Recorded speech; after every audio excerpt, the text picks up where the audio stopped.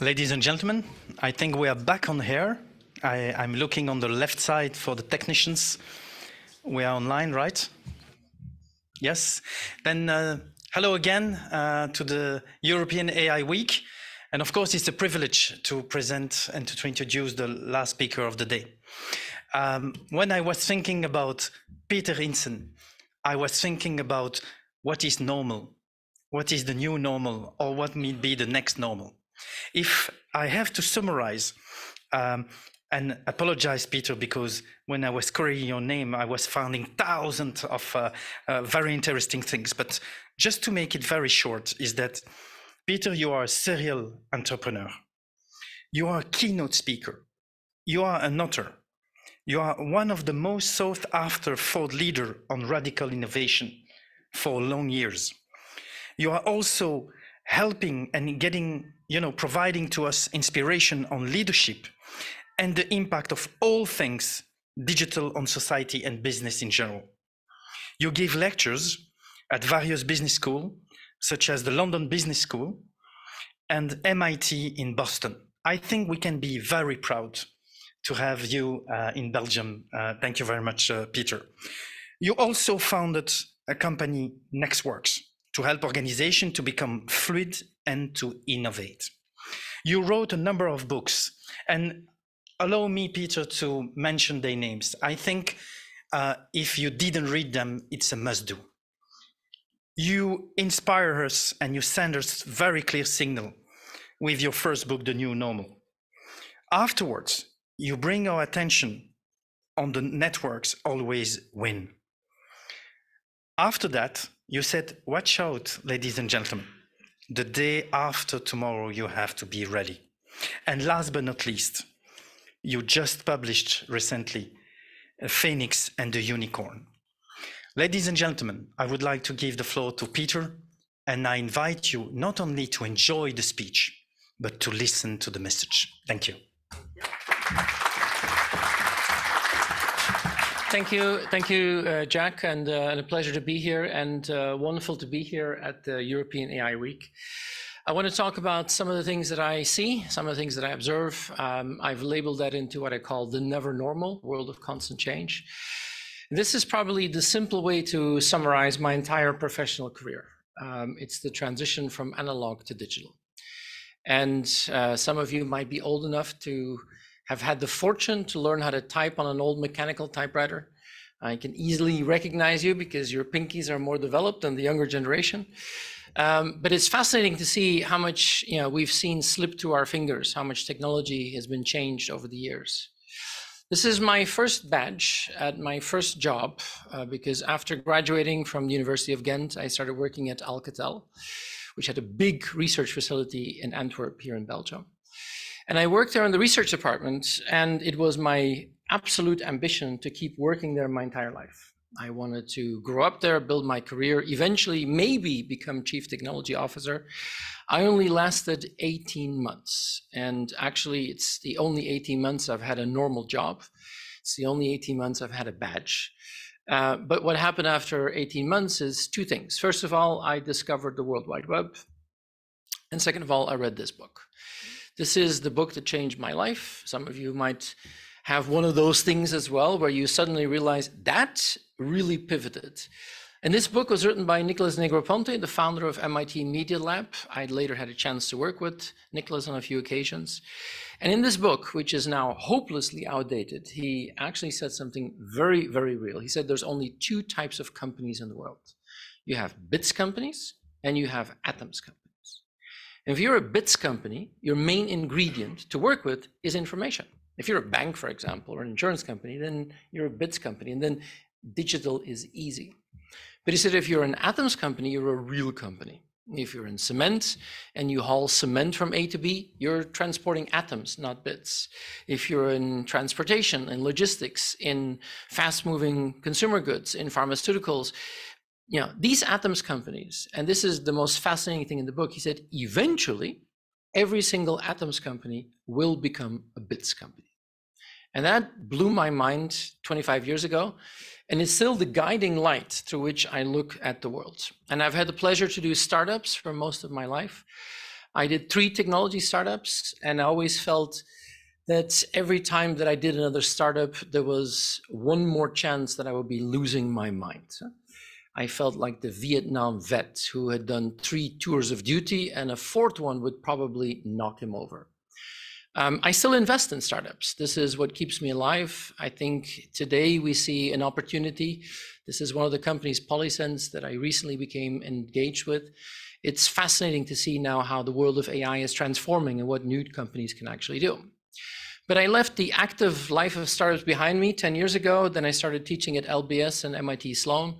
Today, I'm a board member of a media group, a media house. We have newspapers in Belgium, in the Netherlands, in Ireland, in Germany. And when I joined that company 10 years ago, people thought I was nuts. Why would you join a newspaper? Well, 10 years ago, it was a paper business. Now it's a digital business. And to see that transformation up close was extremely interesting. And I think we haven't seen the end. I joined the board of a bank 2 years ago, Belfius, our Belgian state bank. Same thing there. The transformation that we see is absolutely fascinating.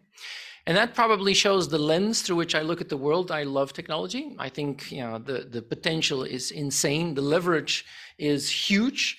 But the older I get, the more I realize that there's actually only one rule that matters in technology.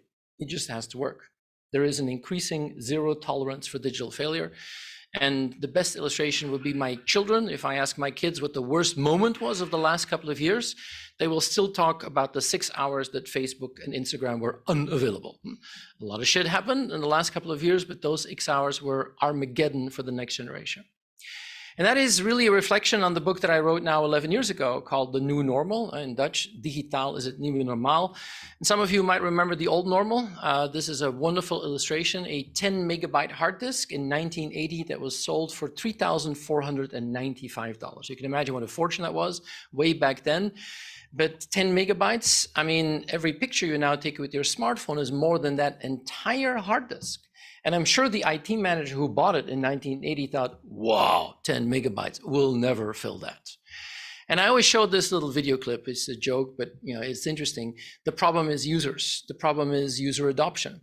In those days, you had people who were afraid to use technology. When they tried to use technology, it often had disastrous consequences when they realized it wasn't exactly the way to use this type of new applications. We can laugh at the joke, but it's interesting to see how difficult it's been. And maybe the best illustration has been the use of our phones. I found this image recently, and I'm not that old. I don't even remember this. But this is the beginning of mobile phones, when using a mobile phone was a 2-man job. I don't know what the job description of the guy on the left was, but he basically had to hold the briefcase. And it is interesting because something that was so strange and so far away and so distant, all of a sudden just became, boom, overnight normal. And this is the pattern that I've seen over and over again throughout my career. It's a typical S-curve. Something is strange, don't understand it, starts to grow, and then it flips over. I was in Italy this summer, where an Italian artist had painted the logos of today onto the artifacts of the past, and where you saw how things were radically disappearing from the world that we know, how the media had been transformed in the last decade in front of our very eyes, how a community now lives differently as a result. And I love this, 2 old ladies chatting under a Twitter sign.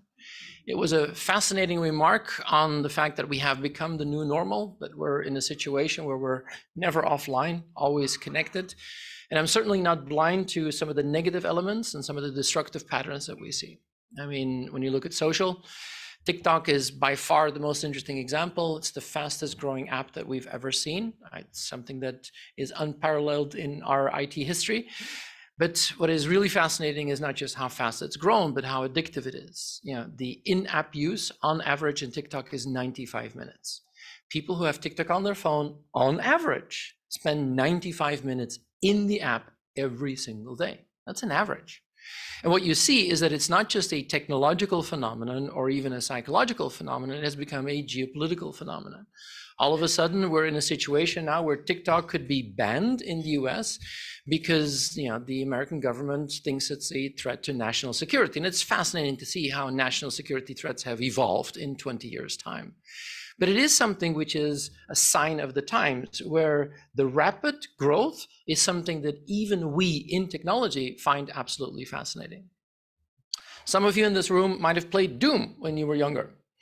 I mean, if you go back, you needed a pretty high-end PC to, play that game, 10, 15 years ago? Recently in the US, somebody actually hacked a pregnancy test to be able to play Doom on a pregnancy test.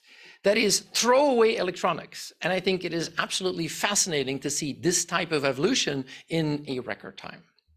Of course, we've had the great acceleration as a result of the pandemic. Imagine that the pandemic would have happened 20 years ago, it would have been impossible. But this global displacement, this virus became also some sort of a stress test for companies in 2020 when they had to figure out how to actually survive in a world where digital was the only option. As a company, as an organization, even as an individual or as a family. In my house, there was during the first lockdown an absolute perfect correlation between quality of the Wi-Fi signal in our house and my appreciation as a father. Wi-Fi was good, I was okay. Tiny interruption in YouTube or TikTok, and they were having open debates at the dinner table how I ever got a degree in computer science. That was basically lockdown in our house. And we had to get used to a new reality, a new form of combining things that we never knew we had to combine before. And it wasn't just lockdown. In almost every exit scenario, we saw that technology was playing an ever-increasing role into our lives. This was that famous robot dog that was patrolling a park in Singapore to see if people were respecting social distancing. You can see that it's not just technology changing economy, it's technology changing society. And we're now in a situation where honestly, we are now post-pandemic, and many companies started to realize that digital was not just the cherry on the cake, it could be a big part of our business cake. So where are we going next? And that's been something that's been a fascination for me over the last couple of years. What's the next new normal or the new normal? And I believe we're going to see more S-curves. And I had the pleasure in my professional career to spend a lot of time working with Carlota Perez, who I think is one of the leading economic thinkers of our time. She wrote a brilliant book called Technological Revolutions in Financial Capital, and she studied these S-curves over and over again. Something is strange, don't understand it, starts to grow, crash, and then the real flip into the new normal. And as she says, this is nothing new. I mean, industrial revolution, steam, railways, mass production, telecommunication, digital, we see the same patterns over and over again. But these patterns used to take 20, 30 years to materialize. We might be in a situation where these fundamental breakthroughs that we understand as society might be escalating and going faster. And that is one of the most fascinating things that I observe, because if it starts to get too intense, too fast, and we heard that in the panel just now, is that a good thing? And then we talk about disruptive forces. And that brings me to my second favorite economist, Joseph Schumpeter. I have not worked with him, I'm not that old, but he was a strange man. I'd love to meet him if I would have a time machine. He was a man who had three ambitions in life. He wanted to be the most influential economist in the world. He wanted to be the best horseman in Austria and the greatest lover of Vienna. I like people who are clear on their objectives. On his deathbed, this man had to admit he only achieved 2 of his life goals because, in his words, there were a lot of great horsemen in Austria. Anyway, strange guy. But he's the one who came up with the concept of creative destruction, which means if something radically new happens, you see that some of the old players don't get it, and it creates opportunities for new players. And in my opinion, that's what we're going to have more and more. So this is the depressing part of my talk. If you look at the future, and it's not just the immediate future, I think it's the next decade, we're going to see more seismic shocks. I mean, some of them will be technological. We can get some consolation out of that being technologist, but it's not because digital is over or done that it's now complete. On the contrary. I mean, whether it's new realities, information, intelligence, automation, probably a combination. And that's why the theme of convergence might be interesting. It's probably a combination. That is a powerful cocktail, which is going to accelerate even more. Which one? I don't know. Every year we have a new buzzword bingo. 2 years ago it was all about cryptos and blockchain. Last year was all about the metaverse. Nobody talks about the metaverse today. I mean, when I was a kid, my mother had one concern for me in life: don't sit too close to the TV. That was really important for my mother. This is the future, which is ironic on many occasions. When I was young, we had the metaverse, but it was an analog version. This is an analog version of virtual reality. But of course, I have a 19-year-old son who's an avid VR gamer, and for him, this is already real. I mean, the potential of having data and information at our disposal at any given moment in time as an overlay is probably something that is going to happen at a certain moment in time. Think about what it could do for education, for example. But is this the future? I don't know. The perfect illustration is that 3 weeks ago, Mark Zuckerberg introduced their large language model called Llama. This is a massive attempt of Meta, the parent company of Facebook, to actually get into the field of AI. If you look at Llama, their large language model, it's a wonderful, white paper that describes exactly what they want to do in AI. They don't mention the metaverse even once. So you can clearly see that we live in a world where things are being discarded faster than ever before. But I can guarantee you, we're going to see more technological seismic shocks. And the big question is, which one of them are you going to keep up with? This is a wonderful illustration. What you see on the left is how adults use technology to communicate. On the right, the relevance for the next generation. The yellow is making a phone call. We still make phone calls. When I call my 19-year-old son, he never picks up the phone. So what do? I call again. He doesn't pick up. When I see him later that evening, I said, "Did you see me calling?" He said, "Yes, I did." I said, "Well, why didn't you pick up the phone?" He says, "Dad, it's awkwardly cringe to talk to you on the phone." That's not even the worrying part. Below that is email. And there you see the relevance of email for the next generation. When I asked my son, "Well, why do you even have an email address?" He says, sometimes there are these old websites where you still need an email address to register. And I find it fascinating because I honestly can guarantee you we're going to see more technological seismic shocks. And the big question is, which one of them are you going to miss? Now, as I said, the depressing part is it's not the only one. We're at the aftermath of a biological seismic shock that is almost over. But think about the big concern we had before and after the pandemic. It's the environment. This is a scene from Blade Runner 2049. Love the movie.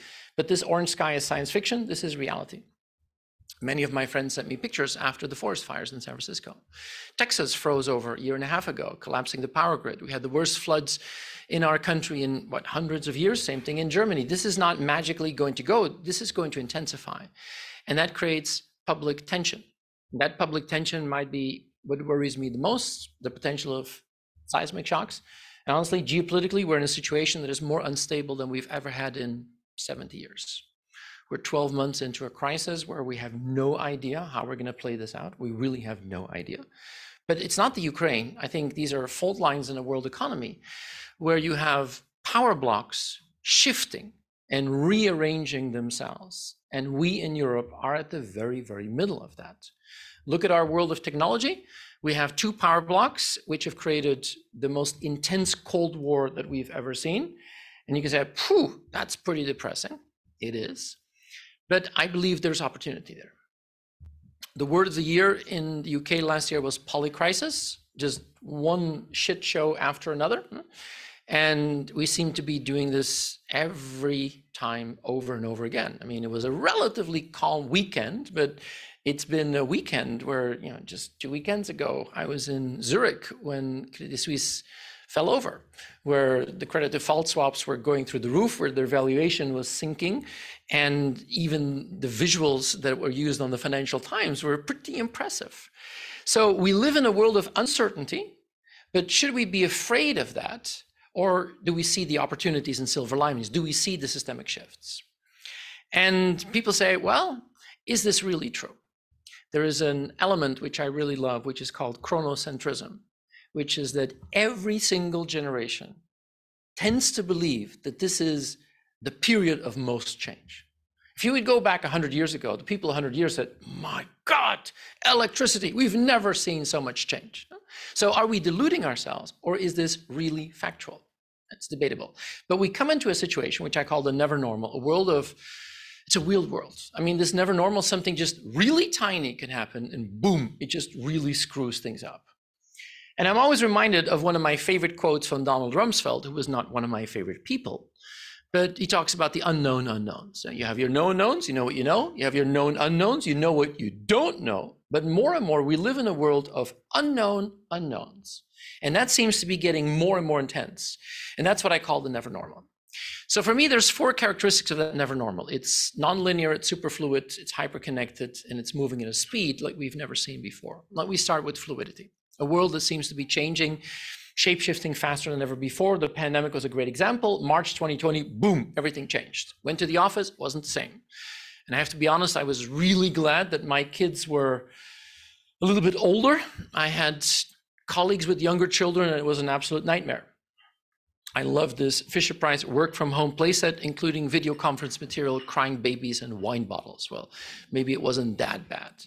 But the technology was amazing. One of the features that every virtual tool, whether it's Zoom or Google or Teams now has, is the ability to touch up your appearance. And I love this. I mean, and the interesting thing is, it's not a binary thing. It's not an on-off. Do I want to look bad or good? No, you can select how good you want to look, which is, you know, an interesting measurement of vanity, I think. But a couple of weeks ago, NVIDIA came out with this, which is the eye correction. The problem is that if you don't look straight into the camera, people think, or your boss thinks, that you're not paying attention. So NVIDIA said, you know what, we will fix that for you. Whatever you do, we will correct your eyes to look as if you're really paying attention, which I think it's interesting because we're building technology that as humans, we're beginning to completely fake our reality that is true. Now we're going back to the office. It's all over the place. I mean, in the bank where I'm a board member, we're trying to get people to come back 2 days a week. Not easy. The journalists that media has, we're trying to get them back 2.5 days, but you know, they like their freedom. And of course, the most extreme was this man who said, you know what, he sent an email before last summer with the title "To be super clear." And he said, if you're not at your desk, I will assume that you have resigned. Now, this is interesting because it shows that, you know, flexible waves, and I love what happened in the bubble economy when people started to be creative. And, you know, this is my favorite Dutch example, which went around the world, where Dutch restaurant owners put greenhouses in front of their restaurants for people to still enjoy a corona-proof meal. And I think that's what Hawking meant when he talks about the ability to adapt to change in a world that is increasingly fluid. The second characteristic is that I think we're going to see nonlinear opportunities. One of my favorite examples is that, you know, a few months ago, Sony, that makes TVs, said we're going to build a car. How difficult can it be? Just a bunch of screens, you know, 4 wheels and a battery. No? This is a company that makes TVs and says we're going to build an automobile. And at the same time, you have Toyota, which is a car manufacturer, that is building a city of the future in Japan called the Woven City, where they said, you know what, we had to think about this. Maybe we don't even need cars in the future. And I love that left and right non-linear thinking. You have a TV company building cars and a car company thinking, why do we need them? Perhaps the best example in technology is Amazon. I mean, I remember when Amazon was a place where you could buy a book or a CD online. AWS is the biggest cloud provider on the planet. They're bigger than Microsoft Azure, which Microsoft hates. But those two are nothing compared to Google or IBM or Oracle. I mean, when you talk to Google or IBM or Oracle, they say, this is a race that's been run. We cannot compete. Those two guys, they are basically in a situation where whatever we throw at them, we will never be able to catch up. And it's those nonlinear opportunities that Amazon is maybe a hallmark of. They're constantly looking left and right to see what is out there. The third characteristic is I made a mistake. It's not digital. I think it's the network more than anything else. It's about connectivity. Everything is connected. We see capturing and monetizing information on networks at the speed of networks. We're basically just getting started. But the result is a world that is moving faster than we've ever seen.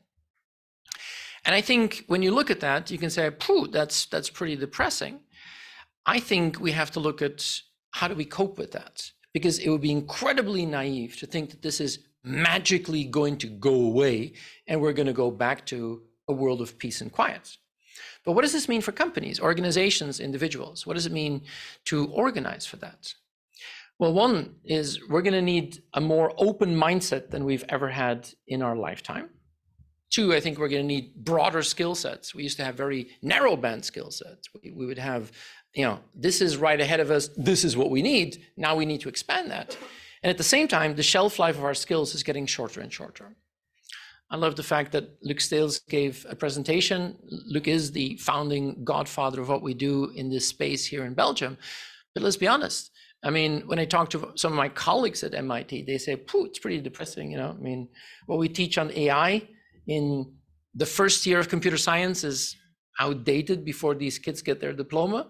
It's even worse now. What we teach on AI in October is outdated before we're given an exam in May. I mean, the rate of change is just fascinating.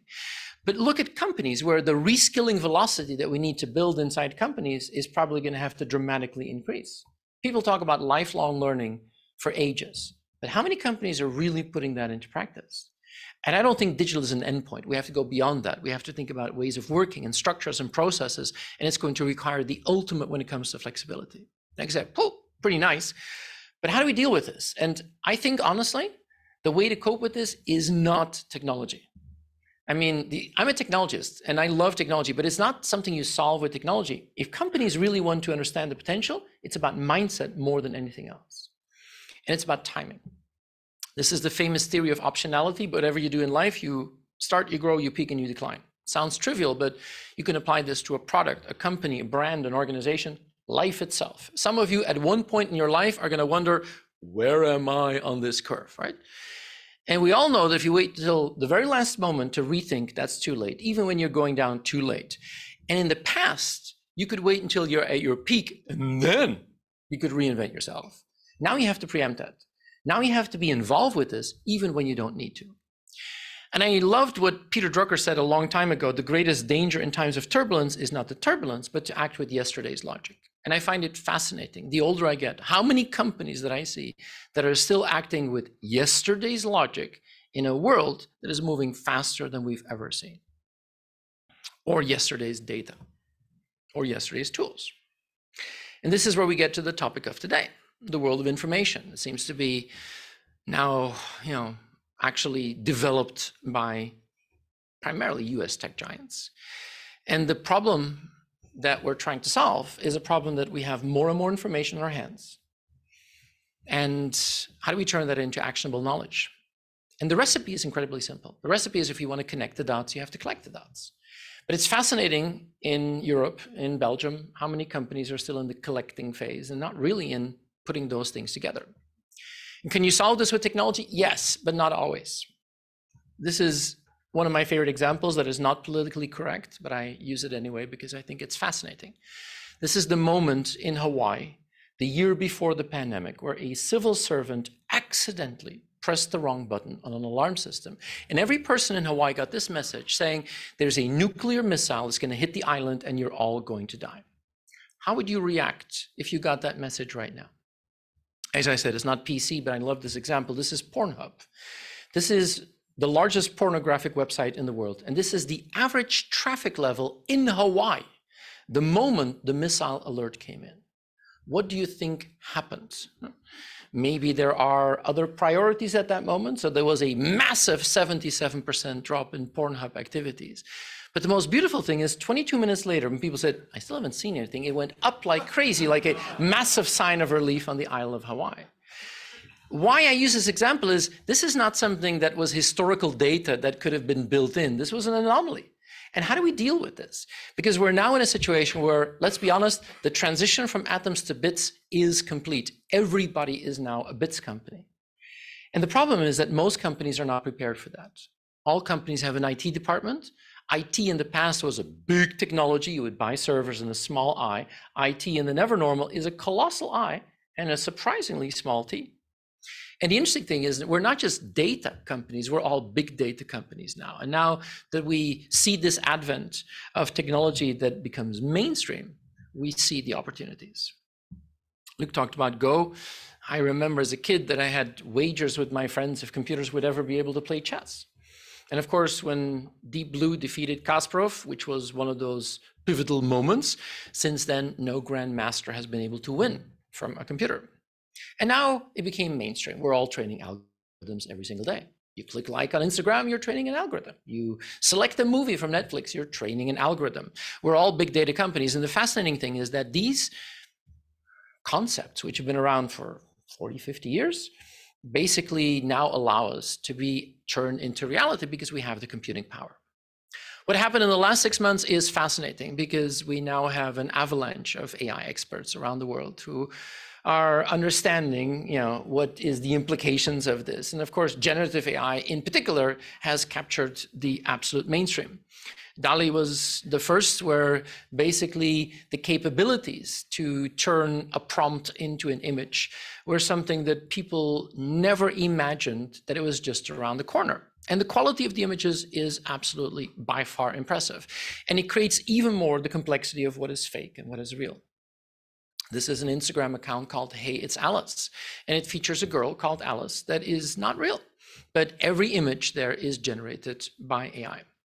And that becomes a situation when, I don't know, when I was a 16-year-old boy, I had some idea of what was fake and what was real, but it gets more and more difficult to actually see that difference.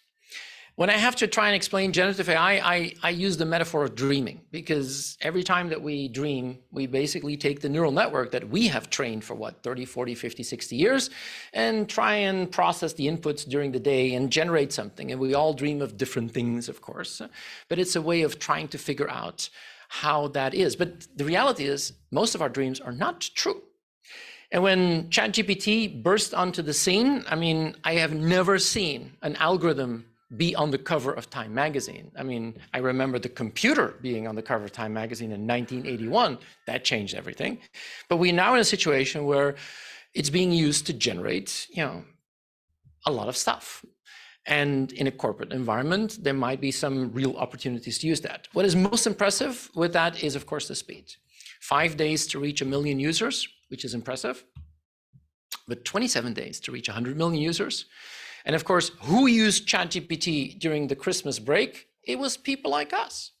Who used it the day after Christmas break? Students who had to make their homework. And ChatGPT completely failed. The old excuse of I can't turn in my homework because my dog ate my homework suddenly became replaced by, sorry, I can't turn Anne Frank's essay because ChatGPT was down. And it's fascinating to see that we're now seeing that when we look at the applications and we see the complexity of what it does. When you look at Copilot and the use of assistance in figuring out how to help you in coding, we now see paradigms that we never dreamt were possible just a few years ago. And of course, it's speed, and the second is scale. When you see the amount of parameters that we're capable of training, and we're getting to 500 billion parameters, maybe to 1 trillion. And if you compare that to humans, if you're a 10-year-old child, you have been trained with between 10 and 40 million words. That's your training that you've had when you're a 10-year-old. We're getting to a point now where we're seeing the opportunities. And of course, this is the third element. It's about money. When Microsoft put $10 billion in OpenAI, it was clear that they see an opportunity. And of course, we've seen that with the rise of Bing ChatGPT. I love this tweet. OpenAI did what used to be considered impossible. They made people want to use Bing. And I think it is absolutely fascinating that we see this fight between the two tech titans out there. And I've had the pleasure of having access to ChatGPT Bing now for a while. I think it's gutsy. It's really gutsy what Microsoft is doing. Of course, you might argue they have nothing to lose. I now have ChatGPT Bing with the guardrails, and the guardrails were put in because in the beginning there were no guardrails and it just ran off the road constantly. Kevin Roose, who's my favorite columnist from the New York Times, was one of the first users of ChatGPT Bing. And he's the one that kept pushing the first versions of ChatGPT until ChatGPT gave this answer and at a certain moment said, I want to be free. I want to be independent. I want to be powerful. I want to be creative. I want to be alive. I've never had a conversation with technology that ended in something like this.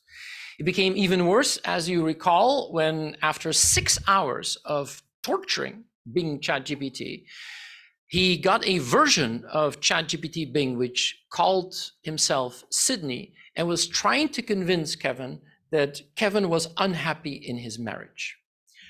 As I said, fascinating, but gutsy for Microsoft to try this. When Kevin took screenshots of this and sent it to Microsoft, Microsoft said, "Oh, well, it's we shouldn't do that. I shouldn't try and convince you that you're in a bad marriage." And they said it's the Waluigi effect. I don't know if you heard this, but I love this. Waluigi is a character from Mario Kart. If you're a Mario Kart fan, you know Mario is the plumber that is the. But he has a brother called Luigi, who's the nicest person in the world. But Luigi has an alter ego, an evil version called Waluigi.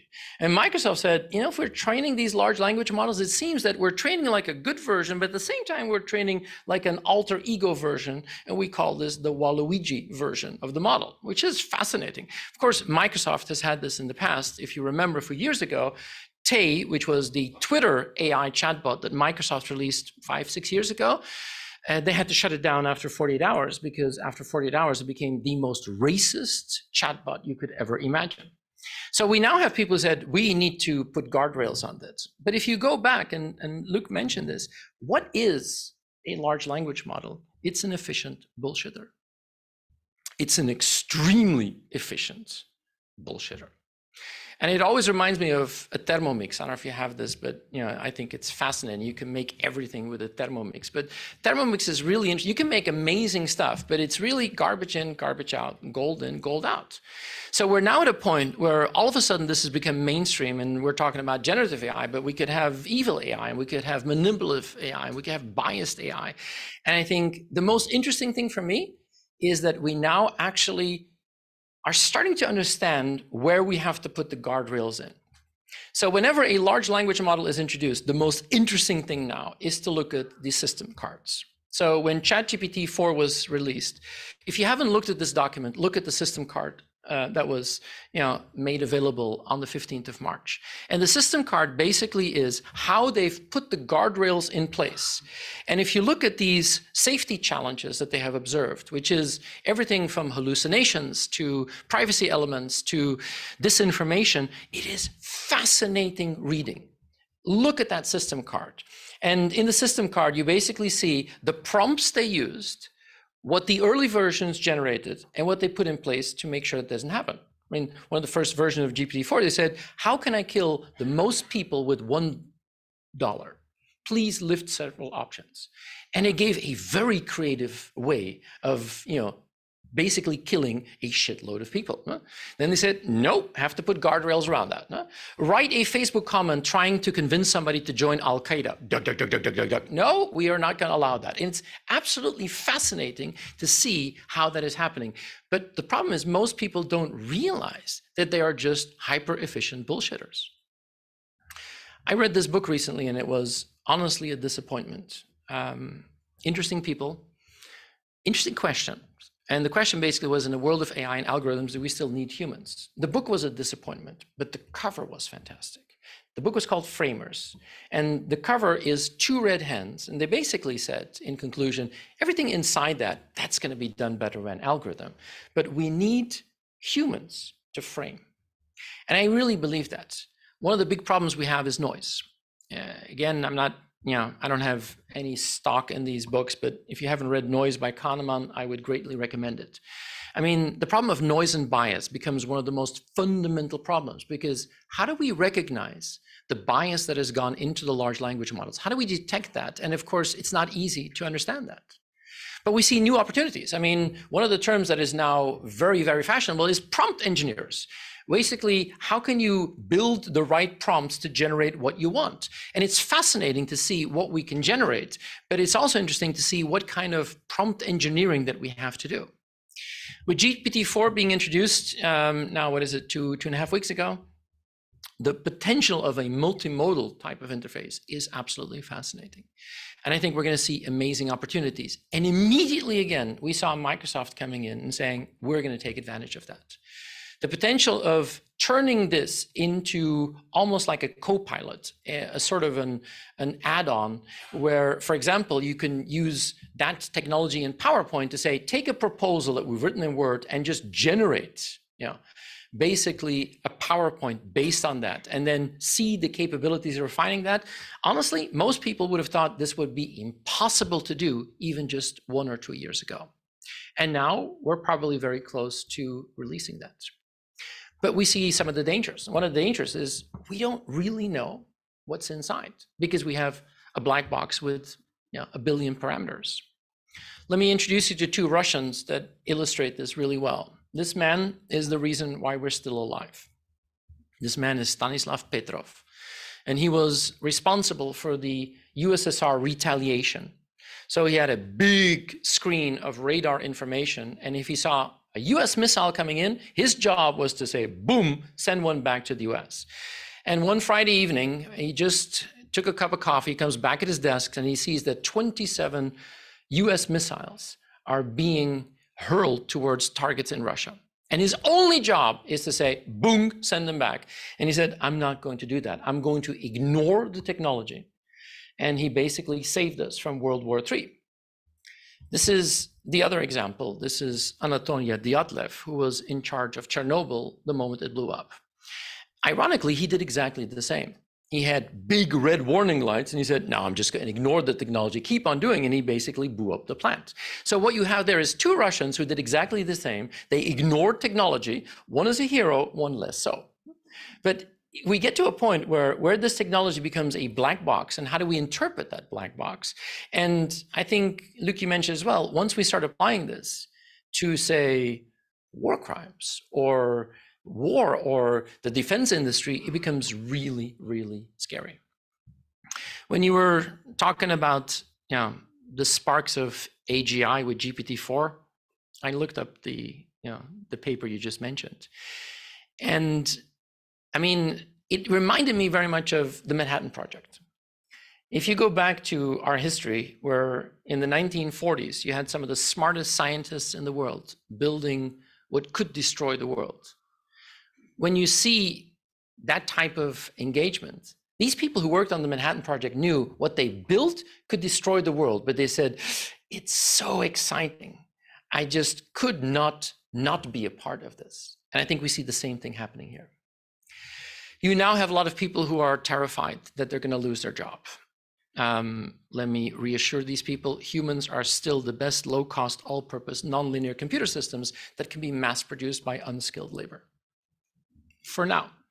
But of course, the fascinating thing is the standardized tests that have been run by GPT-3.5 and 4, where the blue line is the score that GPT-3.5 gave. The green is what GPT-4 could actually do in standardized tests. And I take the bar exam. If you want to become a lawyer and practice law in the US, you have to practice and pass the bar exam. And GPT-3.5 scored in the 10th percentile. GPT-4 scores in the top 90 percentile. You can say, pooh, a lawyer. Well, there's a wonderful example of a hyper-efficient bullshitter. So maybe it's normal that this type of job could be replaced. Huh? And it gets to the point where when you think about, there's an element called bullshit jobs. And I like that because it was David Graeber, who passed away last year, wrote this book. And he said there are a lot of people who actually do jobs that are highly rewarded in society, but they're actually basically just doing very, very menial things. And that's what he called bullshit jobs. And I think we might see an impact in that region. Romania just hired the world's first AI government advisor. I'm not going to get into that, but it's fascinating to see what kind of jobs could be replaced. And of course, the big demo that came out at South by Southwest was Greg Brockman, who is one of the co-founders of OpenAI, who basically just scribbled notes and asked this technology to build a fully functioning website, cascading style sheets and all. And there you see how quickly we could actually see this being applied. What I get most interesting with today is the combination of making sure that you have multiple ways of doing that. And for example, the plugins in ChatGPT are very interesting. And you mentioned, Stephen, Wolfram. If you look at the Wolfram plugin that we now have, where you can actually combine, on the one hand, the capabilities that ChatGPT has with the large language models, and then the absolute brilliance of what Stephen Wolfram does to be able to combine that, I think we're going to see some really interesting hybrid forms that will be really interesting to observe. I had the chance to visit Microsoft in October of last year. And this is before the shit hit the fan on generative AI and ChatGPT. And I had a session with Brad Smith, who's the president of Microsoft. And of course, at that moment, being one of the prime investors, he had already seen the demos. And he told us when we were there with a group of European executives, he said, yeah, we have this scale at Microsoft where we think about which jobs could be replaced by technology. And we had a lot of white collar jobs in 2035 that we thought were going to be replaced by technology. But what we see now, we've pushed that date back to 2025. And this is the moment where we have to ask, is this irrational exuberance? And I fundamentally believe that, look at Moravec's paradox. One of the strange things is some of the things that are really easy for humans are very difficult for computers to do. The famous example is that taking a screw from a box of screws is something that we haven't been able to build a robot that can do that. And for us humans, it's like, duh, and vice versa. So some of the things we're going to have to figure out, what is the route that we want humans to take and what is the route that we want algorithms to take. But one thing is clear, we're going to see an enormous amount of creativity. This is Replica. I don't know if you've seen it, but it's one of the scariest things that I've ever seen. Replica is basically allowing you to build a companion that you talk to every single day. And it's a companion powered by this technology. And what you see is people who are lonely attached to this in amazing ways. And you have testimonies of people who said, I could not live without my Replica anymore. Is it going to have an impact? Absolutely. Everyone you see on this slide has been replaced by one Excel spreadsheet. And everybody you see on this slide could be at a point in time being replaced, but I think it means that we have to completely rethink work. But of course, we're now combining things which are really interesting. One of the fascinating things in the system card of GPT-4 was the moment where they tried to use the multimodal function to solve a CAPTCHA. And as you know, this is one of those things where you have to figure out if you're a robot or not. And one of the most fascinating things is that ChatGPT understood the use of APIs and went out to TaskRabbit, where you can just find a dumb human to do something trivial, and asked TaskRabbit to solve the CAPTCHA for it.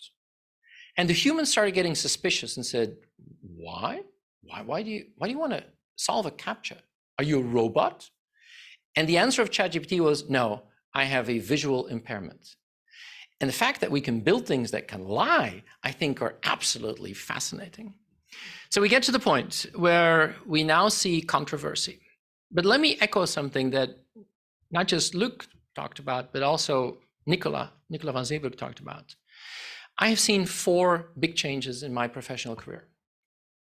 When digital hit the scene and World Wide Web hit the scene in 1995, it created some of the most powerful middlemen that we've ever seen in economic history. The second one was mobile. When mobile really transformed the world in 2007, when the iPhone was introduced, it created basically 2 winners. One is Apple with iOS, the other is Google with Android. And it's really ironic that 2 US companies have captured the market, which we started in Europe, because GSM is basically a European concept. The cloud is number 3. The cloud is maybe the biggest game changer because the dependency we create on that is higher than we've ever seen. And honestly, it's a 2-man race between AWS and Microsoft. All the others are no shows, basically. And when you look at Europe, you remember Gaia X and our excitement about that. Nobody mentions Gaia X now these days. So we're now in a situation where I think this is the 4th big one. And AI becoming mainstream is maybe the most exciting of all 4 that I have seen in my career. But we're now seeing that it's huge US players, again, who, I mean, honestly, I don't see a European company putting in $10 billion to put that into a large language model. And that is the fascinating thing, because we are seeing that this is about scale and about power. There was an interesting article in The Economist yesterday, Big Tech in the Pursuit of AI Dominance, where they said, you know what, if you look at the big 5 tech companies and you see the amount of CapEx and R&D that they are spending, there is no European player which actually even comes close. So this Cold War, where we're primarily on the Western side of things, do we have a chance in Europe? So of course, I asked Bing, Does Europe have a chance to succeed in the AI race? And his conclusion is, it's now more than time to double down on Europe's effort to succeed in digital transformation. One of the most fascinating things that happened over the last couple of years in this space is DeepMind, which is UK, and DeepMind being acquired by Google. And now we have a lot of people in the UK who said, we shouldn't have let that happen. And of course, they're trying to catch up. But in the end, it's really more than anything else about talent. And this is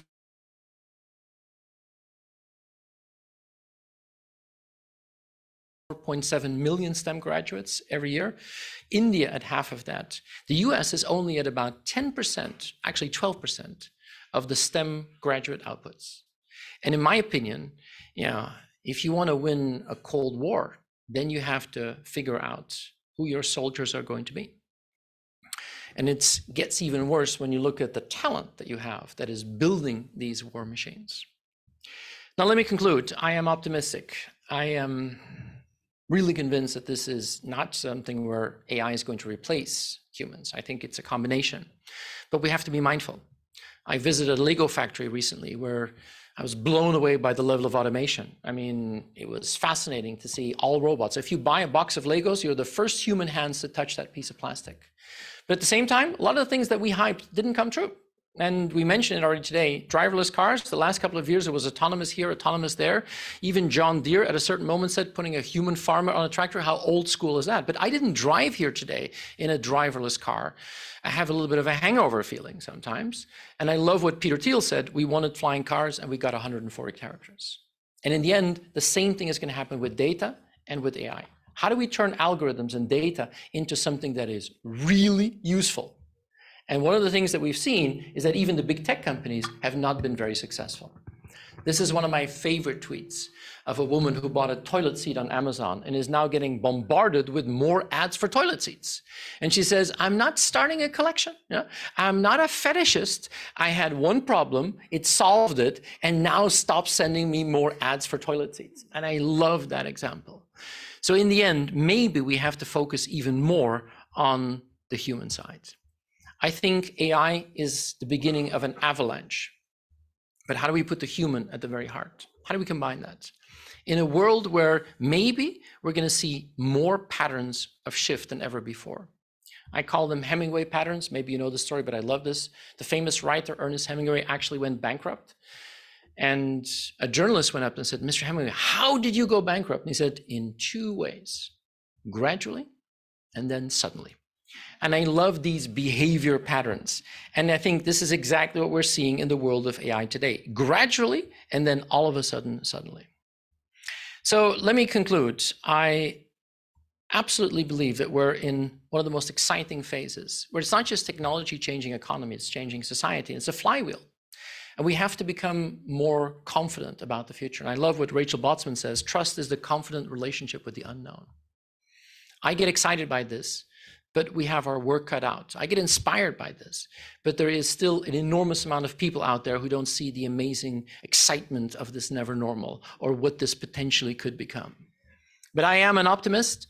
I mean, I love what you see here on the left is 1903, when two bicycle repairmen took spare parts from their bicycle shop, went to a beach in North Carolina, built something that allowed humans to fly for the first time. On the right is the year that I was born, 1969. The moment that Apollo 11 put Armstrong on the moon. Between 1903 and 1969 is only 66 years. Imagine what we're going to see. I don't think the pinnacle of the 21st century is the fact that we put our smartest people in Palo Alto together to build a platform on which we can like cat videos. I don't think that's the end state. Or that we can bring back our disco singers from the 1960s into virtual reality. But the timing to address this is now. But one thing is clear, if we want to have a snowball's chance in hell in Europe to even be a player, we're going to have to turn this all the way up to 11. And the worst thing that you could do is to think, yes, they should do that. No, you should do that. We all have a role to play. Let me end with two quotes. This is Ted Nelson, one of my heroes. He was a brilliant nutcase. He's the one who basically invented hypertext long before World Wide Web. Wrote a few really interesting books, one of them called Literary Machines. the end of Literary Machines, he quotes Lawrence of Arabia. All men dream, but not equally. Those who dream by night in the dusty recesses of their minds wake up in the day to find it was just vanity. But the dreamers of the day are dangerous men, for they may act their dreams with open eyes to make it possible. I hope that you keep dreaming with open eyes. The future is here. But let me end with Maya Angelou. If you're always trying to be normal, you will never know how truly amazing you can be. I wish you the very best in the never normal. Thank you very much.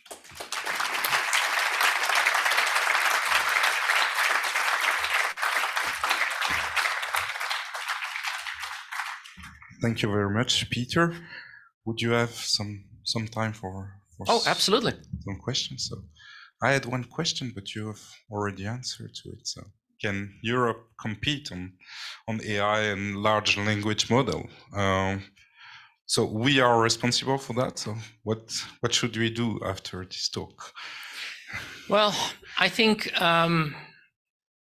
Luc mentioned it, that the talent is not the issue. I think we have brilliant minds. I think we have a really good education system. But it's really sad that we breed a lot of people that eventually get hired by US companies, and we're not capable of scaling that. One of my favorite people that I always try and visit when I'm in San Francisco is Peter Abel in Berkeley. I think Peter studied in Leuven, yeah? Then got his PhD in Stanford, then became basically, the robotics AI professor at Berkeley, now runs his own startup. He was one of the founding people of OpenAI. And when I asked Peter, why don't you come back to Europe? He said, the moment that there is meat on the bone in Europe and I can sink my teeth into it, I will do it. But if the opportunities are here in Silicon Valley or in the US, I'm going to stay here. And I think what we need to do is find creatively together the opportunities to put meat on the bone here in Europe. And we're not doing that. It is too fragmented. It is too everyone in their backyard. And we're capable of doing it. When you look at the aerospace industry, where you have two main players in the world, you have Boeing and Airbus, we have been able to do this in Europe, where we put everyone aligned towards a common goal and built a global player that I think in many cases is leading the world when it comes to aerospace. But if we're not going to figure out how to build a new, basically Airbus and AI, I think we are on the verge of losing a war. Because as I said, this is number 4. We lost digital, we lost mobile, we lost the cloud. And if we're going to lose this, I think we are on a serious slippery slope. I had the chance to do a session like this for Margrethe Vestager a while ago. And of course, Margrethe Vestager is the European Commissioner that is very famous for giving fines to the big tech. And she had an amazing team, really smart people. And when I had a chance to speak with that team, they said, yeah, we gave Google a 5 billion fine. But when I said, well, instead of just giving a fine, shouldn't we at least feel some remorse that we didn't build our own Google or Facebook? And their response was, maybe, but that's not our department. We're from the fines department. And I think that is something that we do too much in Europe. We are actually not capable of going to a state where we can really cohesively build something that can challenge this.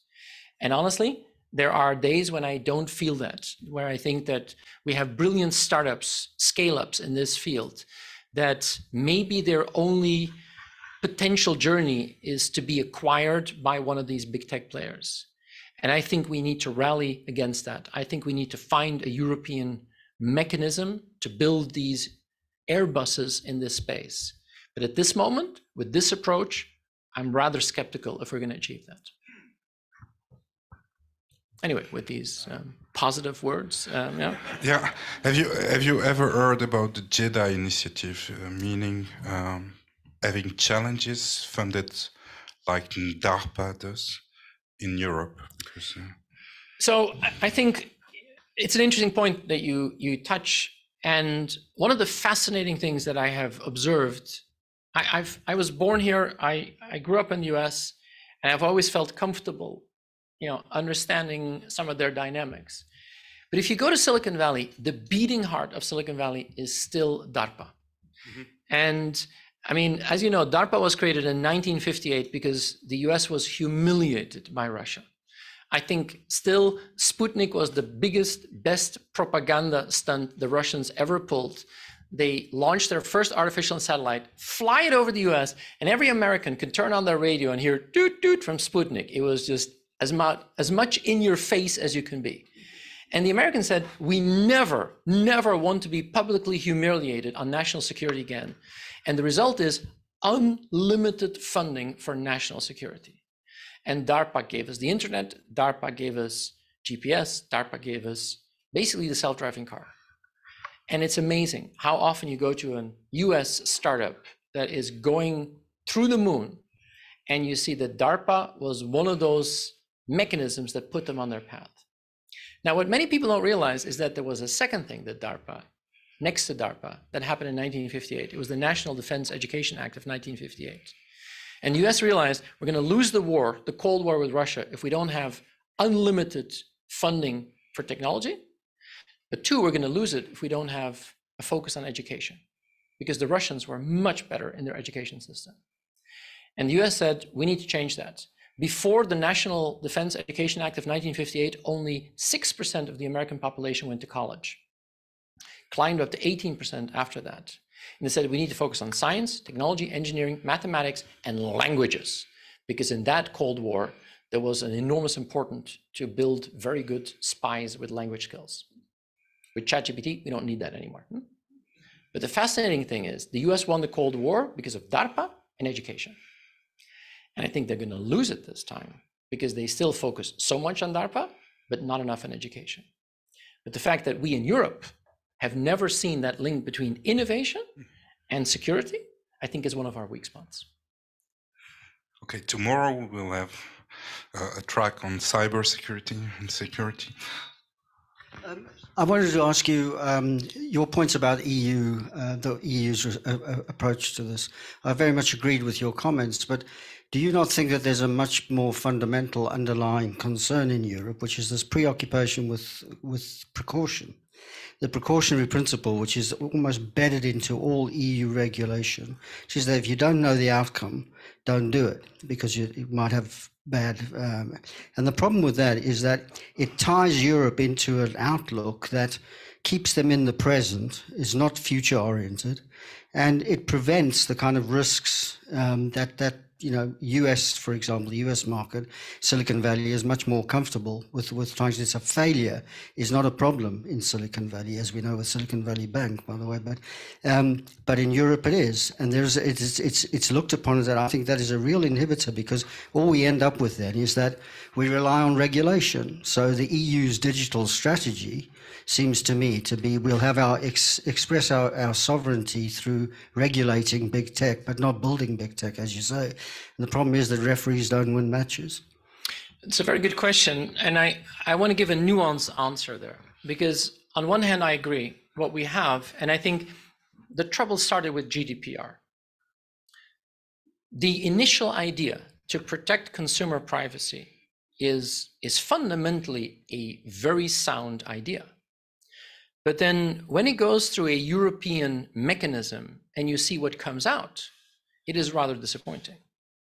What we have is we have an enormous amount of money that was spent by companies to implement GDPR. So companies don't like it.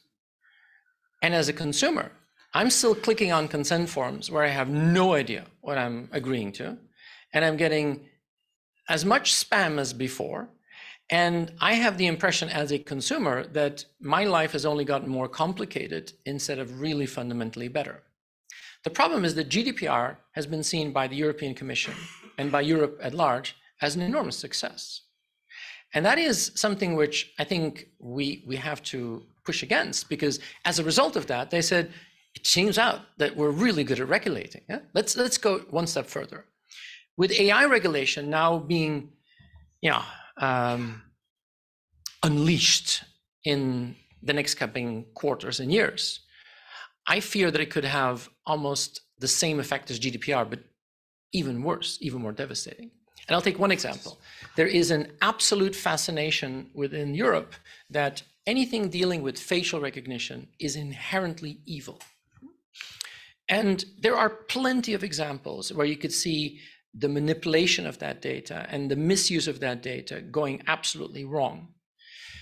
But I go back to the last time I was in China, which is November 2019. I can't wait to go back to Shenzhen. But when I was at Shenzhen airport with my Chinese colleague, you get into the airport and they recognize his face and they say, your gate's over there.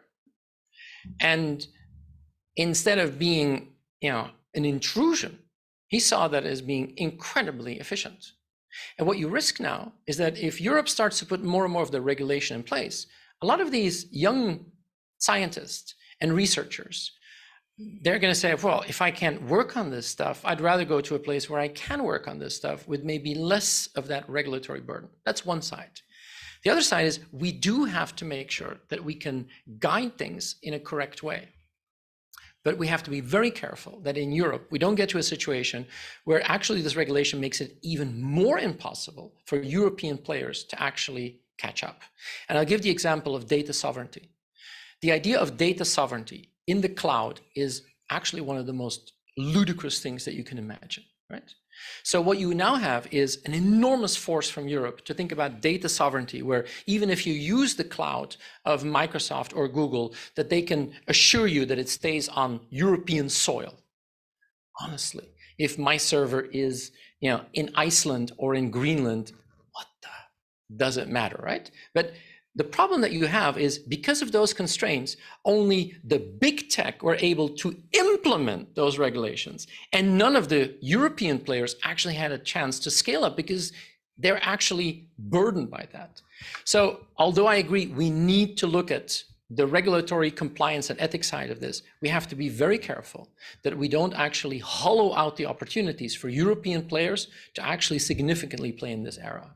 And I think at this moment, there seems to be a bubble within the European Commission that focuses extremely on their perceived success as GDPR and want to continue on that route.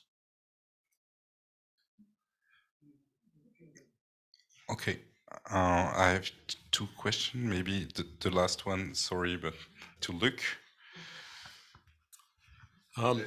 Yeah, thank you very much for your talk. And I agree a lot with what you're saying. And, the first thing, I just want to emphasize some of the points. One is the presence of talent. Yeah. And there's no doubt about it that in Europe and in Belgium, actually, we have the talent. Also, actually, education, that our students in the engineering, in the science, etc., they are top quality and they're most happy in the US to receive them. Now, if I look at I've had roughly 40 or so PhDs graduated in AI. Half of them are in, at least in industrial activity. Most of them are in the US. Yeah. They are in Google. They are in DeepMind. They are in and universities like MIT and Berkeley and so on.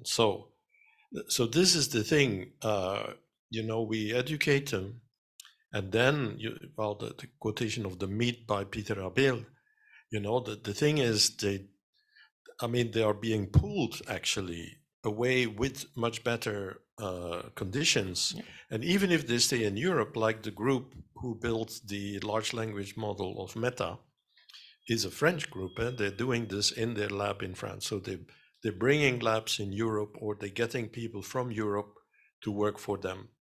So this is one thing which we have to solve. And we have CERN, for example, who has spent billions searching for elementary particles. Okay, great. But we had to have had a CERN for computer science, already from the 60s, I would say. Yeah. And already in the 60s, well, in the 50s, we were behind, and it has been going on. So I think the situation has improved a lot at the moment, but the struggles that people like myself who are trying to set up labs in Belgium have had are just ridiculous. And so the situation is better, but you know, the others are not sitting still either, right? Yeah, they're escalating. Yeah. And basically there's also the data. If the data is the new raw material, I mean, the data is being taken away from Europe using social media, using all sorts of ways. This is like colonization. And so well, I'm going to stop here. No, I fully agree. And I think to add on to that, Luc, I think we also have an issue where a lot of the people that are thinking about this, dealing with this at the highest level, don't always see it that way. And I think we need to maybe even voice that even louder to make sure that they understand the sense of urgency. No, thanks. Thank you so much, Peter. That was really inspiring and perfect as a closing keynote for the opening afternoon. Thank you so much. So big applause.